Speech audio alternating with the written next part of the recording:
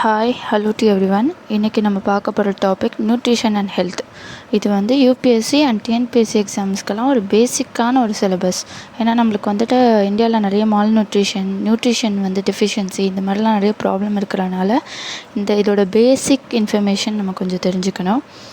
So first வந்து nutrition அப்படின்னு என்னென்னு பார்த்தீங்கன்னா, அதை நம்ம வந்து 5 கிளாஸிஃபை பண்ணுவோம். ஒன்று carbohydrate, fats, proteins, vitamin and minerals.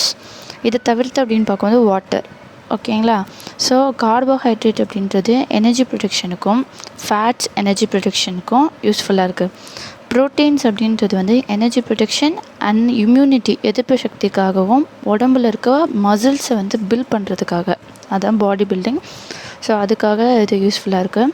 Vitamins அப்படின்றது இம்யூனிட்டி வந்துட்டு அதிகரிக்கிறதுக்கும் அண்ட் டிஷ்யூவோட ஃபங்க்ஷன்ஸை ரெகுலேட் பண்ணுறதுக்கும் யூஸ்ஃபுல்லாக இருக்குது. Minerals body building and regulation of tissue function. Water body building and regulation of tissue functions. இதுக்கு வந்து ஹெல்ப்ஃபுல்லாக இருக்குது.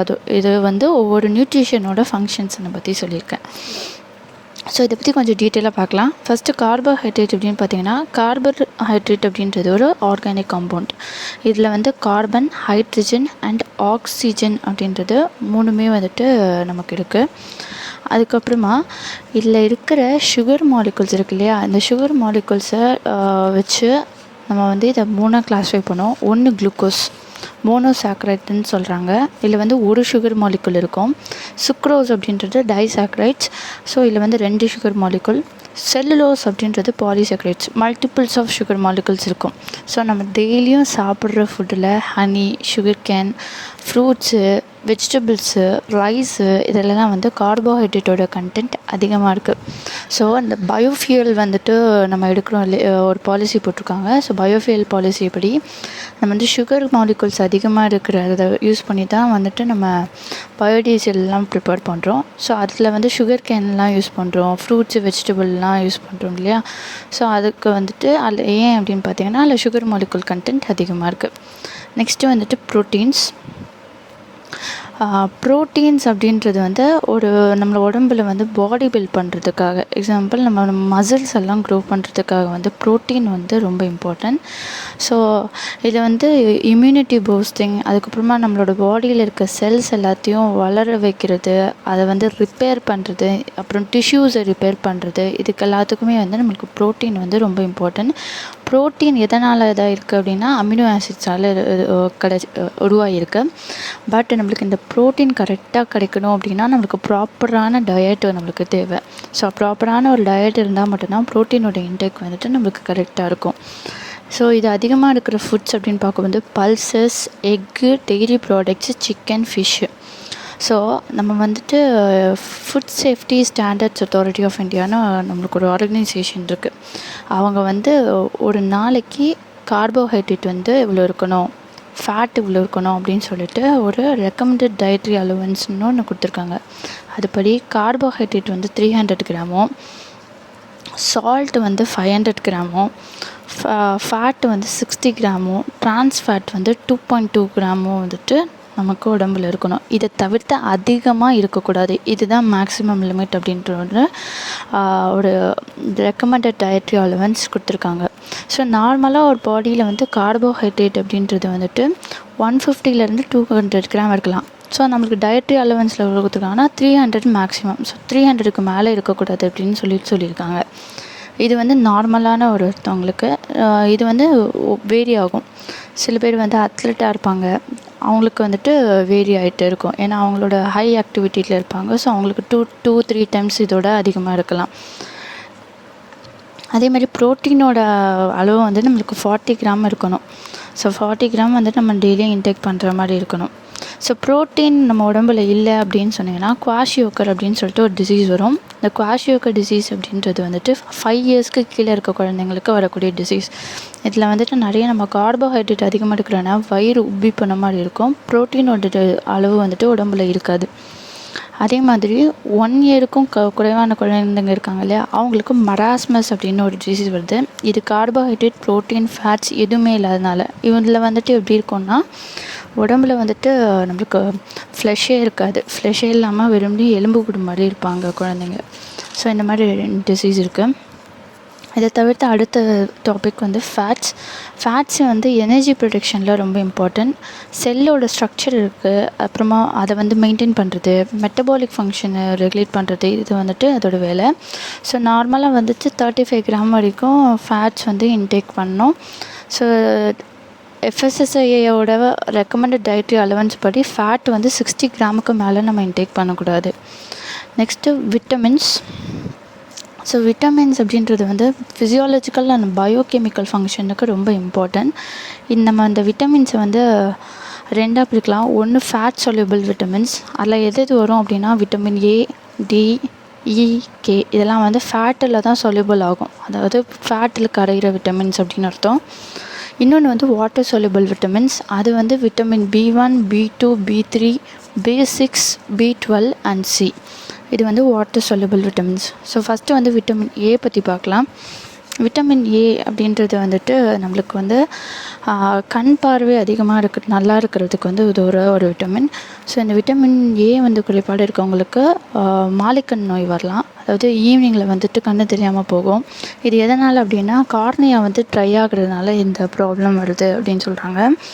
ஸோ விட்டமின் A வந்து அதிகமாக இருக்கிற ஃபுட்ஸ் அப்படின்னு பார்த்திங்கன்னா கேரட், பப்பாயா, அந்த லீஃபி வெஜிடபிள்ஸ், நல்லா கலர்ஃபுல்லான இருக்கிற ஃபுட்ஸ் எல்லாமே வந்துட்டு இதுக்கு வந்துட்டு ஹெல்ப்ஃபுல்லாக இருக்கும். நெக்ஸ்ட்டு விட்டமின் டி வந்துட்டு இம்யூனிட்டி பூஸ்டிங் ரொம்ப இம்பார்ட்டன்ட்.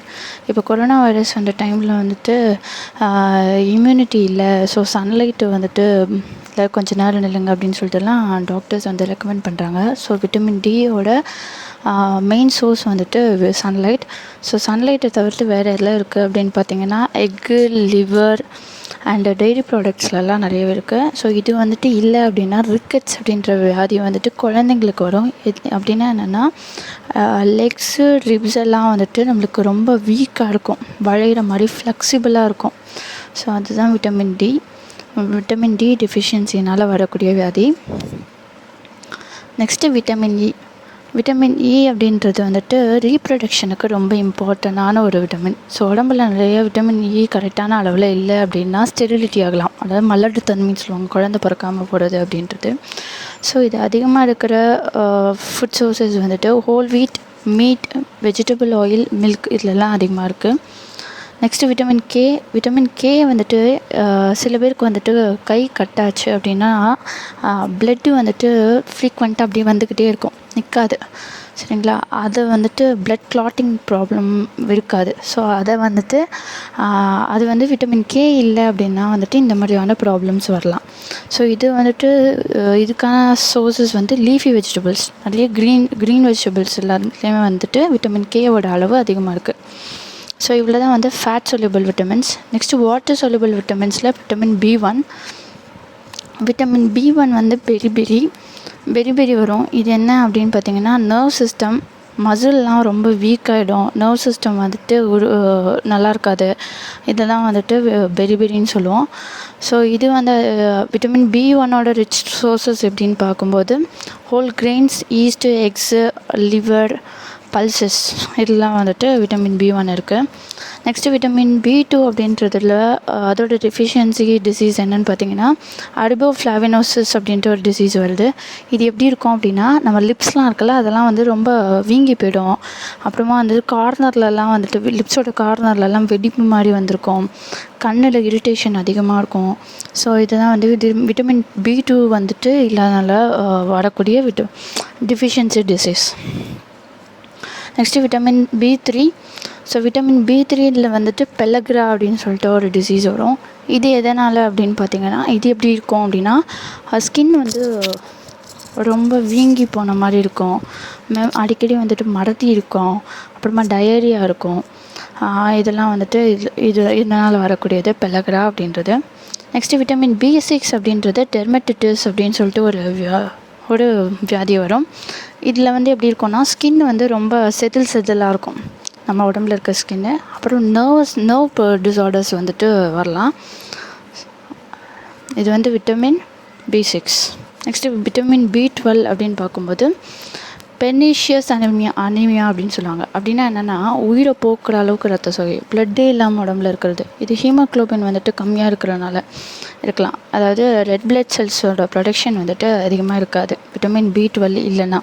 ஸோ இதுக்கான ரிச் சோர்ஸஸ் ஆஃப் ஃபுட்டு வந்து மில்க்கு, மீட்டு, லிவர், பல்சஸ், சீரியல்ஸ், ஃபிஷ் இந்த மாதிரி ஃபுட்டில் வந்துட்டு விட்டமின் B12ஓட கண்டென்ட் அதிகமாக இருக்குது. Next vitamin C.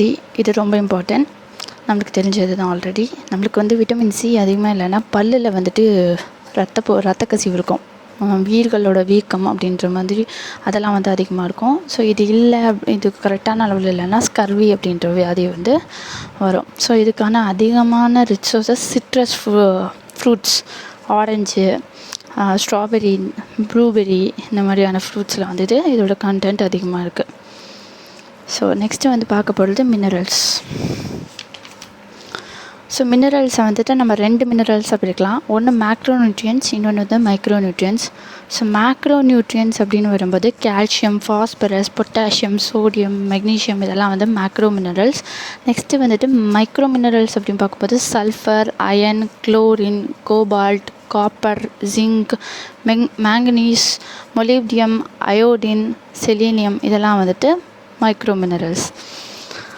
சரி, ஓகே. ஃபஸ்ட்டு வந்து நம்ம பார்க்க போகிறது கால்சியம் அப்படின்றது போனுக்கு ரொம்ப இம்பார்ட்டன்ட். ஸோ போன் வந்துட்டு நல்லா இருக்கணும் அப்படின்னா நம்மளுக்கு உடம்புல கால்சியம் அதிகமாக இருக்கணும், சரிங்களா?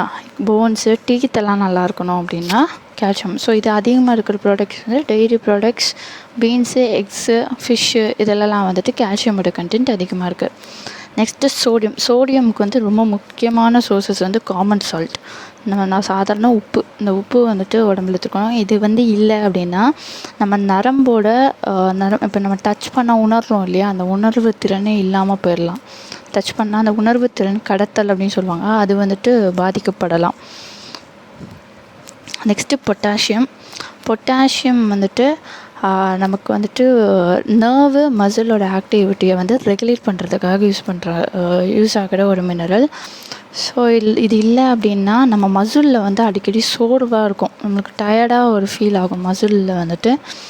ஸோ நர்வ் சிஸ்டம் வந்துட்டு நம்மளுக்கு டிரான்ஸ்மிட் ஆகுது, தொடு திறன் உணர்வு அப்படின்னு சொல்லுவோம் இல்லையா, அது வந்துட்டு நம்மளுக்கு டிரான்ஸ்மிட் ஆகி நம்ம தொடுறதை ஃபீல் பண்ண முடியாமல் போயிடும். ஸோ இதெல்லாம் வந்துட்டு இந்த மேக்ரோ மினரல்ஸ் இல்லாதனால வரக்கூடிய டிசீஸ். கால்சியம், சோடியம், பொட்டாசியம்ன்றது ஒரு மேக்ரோ மினரல்ஸ். இதை தவிர்த்து மைக்ரோ நியூட்ரியன்ஸ்ன்னு பார்க்கும்போது ஃபஸ்ட்டு அயன். ஸோ இது வந்து ரொம்ப இம்பார்ட்டன்ட். அனீமிக்காக இருப்பாங்க நம்ம இந்தியாவில் 50% ஆஃப் பீப்புள்கிட்ட இந்த ப்ராப்ளம் இருக்குது, அனீமிக்காக இருக்காங்க அப்படின்னு சொல்லுவாங்க, ரத்த சோகை. இது காரணம் என்னென்னா உடம்புல வந்துட்டு தேவையான அயன் கண்டென்ட் வந்து கிடையாது. ஸோ ஹீமோக்ளோபின் வந்துட்டு இதுக்கு வந்துட்டு ரொம்ப இம்பார்ட்டன்ட். ஸோ அயன் இருந்துச்சுன்னா தான் ஹீமோக்ளோபின் வந்து செக்ரீட் ஆகி நம்ம வந்துட்டு ஸ்ட்ராங்காக இருக்க முடியும். ஸோ இதோட ரிச் சோர்ஸஸ்ன்னு பார்க்கும்போது ஸ்பினச், டேட்ஸ், க்ரீன்ஸ், ப்ரொக்கோலி, அப்புறமா ஃபிஷ், லிவர் இதெல்லாம் வந்து அயனோட கண்டென்ட் அதிகமாக இருக்குது. நெக்ஸ்ட்டு அயோடின் வந்துட்டு நம்மளுக்கு தைராய்டு ப்ராப்ளம் எதுவுமே இல்லாமல் இருக்கிறதுக்காக. இப்போ இது அயோடின் உடம்புல இல்லைன்னா காய்டர் அப்படின்னு சொல்லிட்டு ஒரு டிசீஸ் வரும், அதாவது கழுத்து கீழே நல்லா ஒரு பெருசாக தொங்கி தைராய்டு ப்ராப்ளம் வரும். ஸோ இது ரிச் சோர்ஸஸ்ன்னு பார்க்கும்போது மில்க்கு, சீ ஃபுட்டு, அயோடைஸ்டு உப்பு இதெல்லாம் வந்துட்டு ரிச் சோர்ஸஸ். ஸோ இதில் வந்து நம்ம பேசிக்கான இன்ஃபர்மேஷனை இந்த வீடியோவில் பார்த்தோம். இதுக்கு இந்த கண்டினியூட்டியாக நான் ஒரு நெக்ஸ்ட்டு வீடியோ ஒன்று போடுவேன். ஸோ அதில் வந்துட்டு நம்ம இந்தியாவில் வந்துட்டு ஃபுட் ப்ரிசர்வேஷனில் என்னென்ன டெக்னிக்ஸ் யூஸ் பண்ணுறாங்க, நம்ம ஃபுட் குவாலிட்டி கண்ட்ரோல் எப்படி பண்ணுறாங்க, நம்ம நியூட்ரிஷன்ஸில் என்னென்ன ப்ராப்ளம் இருக்குது அதை டேக்கிள் பண்ணுறதுக்கான என்னென்ன ஸ்கீம்ஸ் கொண்டு வந்திருக்காங்க, அதோட இம்ப்ளிமெண்டேஷன் எப்படி இருக்குது, ஸோ என்னென்ன பண்ணலாம் அப்படின்றத இன்னொரு வீடியோவில் போடுறேன், நீங்கள் அதையும் பாருங்கள். So thank you.